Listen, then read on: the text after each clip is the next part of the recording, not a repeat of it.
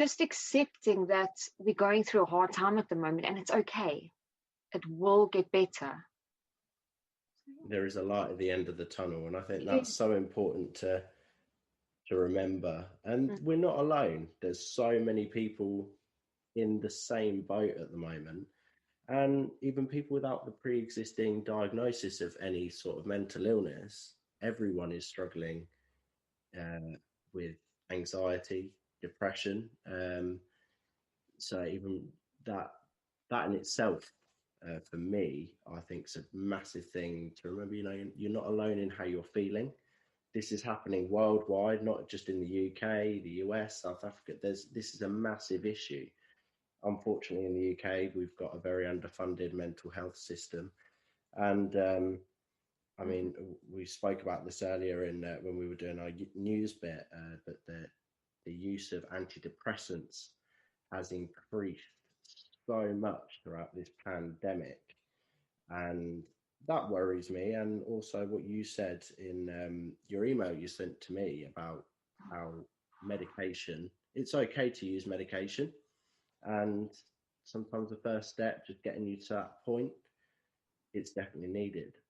But it seems like there's more you just treating with medication because it's quick and easy rather than getting to the root cause of the problems. I mean, if you were in a meeting with the government right now and said, look, this is how we need to treat it, this is the steps that we need to take to really help people, what would you say to them? I thought about that the other day. It was so strange. I thought about that on the walk the other day.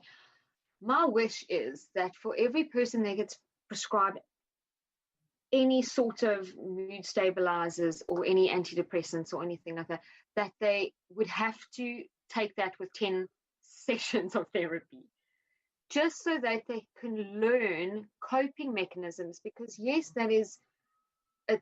it's quieting the symptoms down for a while, but there are going to be other side effects of those medications. So they don't tell you about that, the side effects of a lower sex drive, lethargicness, those type of things. And those type of things you need to understand about the medication, but then also develop more productive coping mechanisms around what is causing the anxiety. You need to understand your triggers.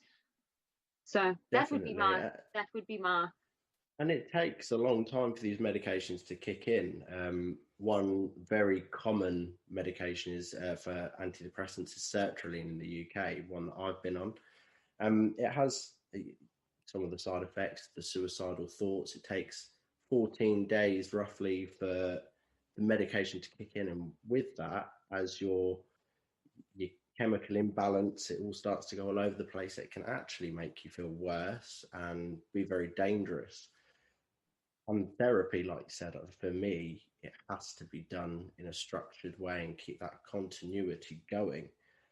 So, and if we can tackle that, for me, instead of just a quick fix, mental health is something that it affects everyone. Mental illness is a different thing, but we need to get to the root of these problems. Suicides have gone up every year, and I'm so sorry to hear about your dad. It's horrible, and it's such a massive problem. I don't feel like we're as in the UK and a lot of medical organisations that it's being dealt with in the right way. It's a very quick fix, do this, do that. I know it's a massive issue. Or you can go private, but that costs a lot of money as well. Of course. But it's not only mental health. I mean, I see it as well in diabetes or high cholesterol, heart disease. It's not, our society now wants instant gratification. They want something that works quickly because it has to fit in with our speedy lives that we're living at the moment. Instead of making changes to our diet or to the things that are the harder for us, we go for the quick options. So, but I really do hope that with mental health, it does start changing. I feel like also if we get programs within schools where we address emotional processing and individuality and that type of thing, we can almost prevent many of these things starting before they get to a stage that you need to go to a psychiatrist and get those type of medications. Definitely, and that needs to happen from a young age as well. Like this stigma attached to mental health, the bullying attached to it as well. You know, with these, there's many different conditions, and from a young age, we need that education so people don't feel like there's the lack of understanding. There's the inclusiveness in schools where people aren't just left out, because when you're young, you think, oh, that's a little bit strange. But if we can tackle that from a young age, that would be so good. I've actually got your Instagram up in front of me as well, because I love your messages that you promote. And social media has been such a powerful tool throughout this pandemic to reach people, to really spread this positivity, the kindness. Yeah. And that's the biggest medicine out of all of this, you know, that love, kindness, and just making sure that we're all together in this. No matter if we're apart, we're never alone. I loved your post yesterday: when you fill your days with hope, compassion, joy, and gratitude, they will become brighter. The new year is the glittering light to brighten the dream-lined pathway of the future. There's such an uplifting and bright message amongst all this. How do you get your inspiration? You know, such a good question. I've always been that way. I think through my difficult childhood, I had to learn and I developed skills of such grit that it's easier for me to be in a positive state. So I don't want anyone to go onto my Instagram and think, I have everything sorted out or perfect. I still have my days of anxiety and sadness and all of that, but I don't stay there for long. I don't allow myself to stay there for long. And with seeing what I've seen in the world and the suffering, I feel so blessed in my life every day. So I just try and practice gratitude every single day, even if it's sometimes just for having a roof over my head or a cup of coffee that I can enjoy in that moment. So that's kind of where I get it from, really. Because it's focusing on the small things and really appreciating what you have. And throughout this, I think there was a lot, I don't know about you, but the materialistic things that people focus on, especially before the pandemic, we saw people taking photos of their new shoes or their brand new phones that they might have got.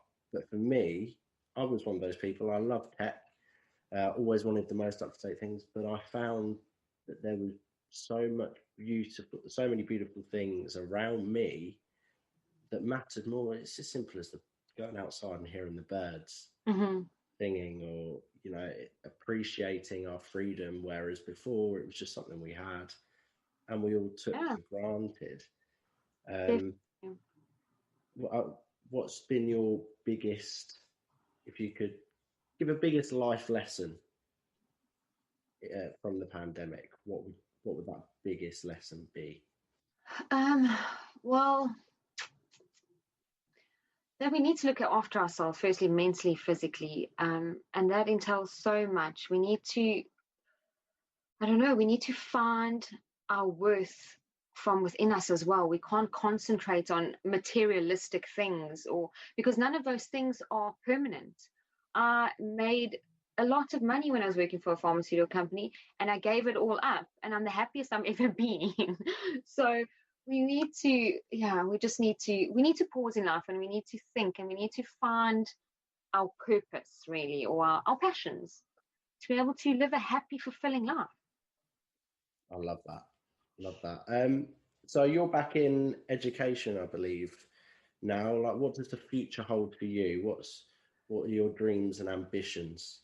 Oh my word, I'm on such a learning curve. I'm going back to school. I'm studying. I've done some counseling courses. I've done some cognitive behavioral therapy courses. So I didn't do my research very well because I wasn't aware that the UK starts their year in September, schooling year in September, which is different to South Africa. So I've got these 6-7 months now to play around and find something that's fitting. But my dream is to help people, just average people that are having problems with anxiety or depression, and just make them be able to learn the skills to heal their own lives and just to love themselves and accept themselves.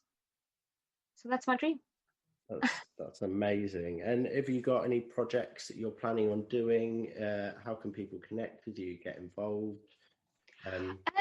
Well, this is my first project. I mean, I would love to work with a lot more people that are interested in mental health. I mean, now being in the UK, I can see it's people are talking about it. It's a very big topic. Whereas in South Africa, it's like I don't think they give it as much even consideration, because when you can't fulfill your basic needs, your mental health is not a priority. So I feel like I'm at the right place to start now. So I'd love to just connect with more people and see if we can work on some projects.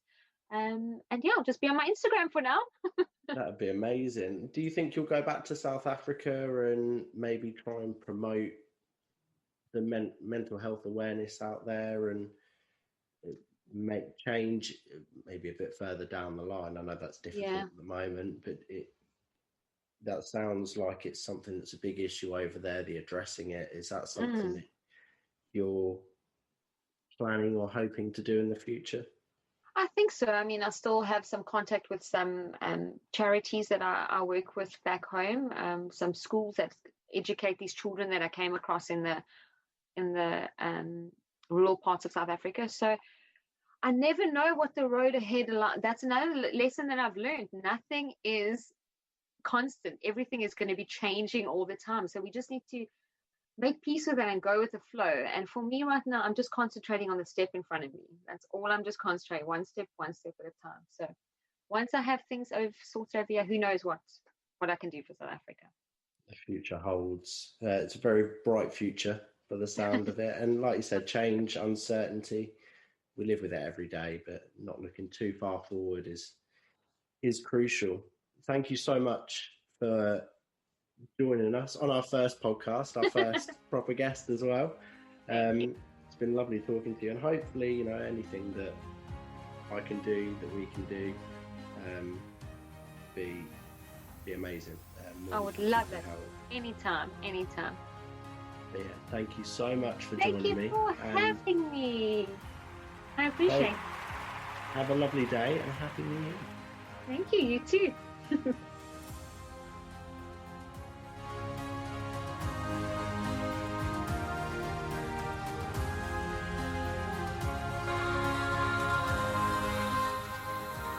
So that was Tammi. Thank you so much, Tammi, for joining us. A very inspiring story, to say the least. And wow, yeah, I'm mega inspired. Don't know if that's the right term to use, but coming from the situations that she has and turning it into a positive. I think that's, no words. So, yeah, like we said, again, thank you to Tammi, but the medication issue seems to be a massive issue, and the way that we tackle mental health in the UK, to me, we spend more money actually on just medication and not treating it in the right way. Because we're trying to do a quick fix every time, and people are then coming back into the service, and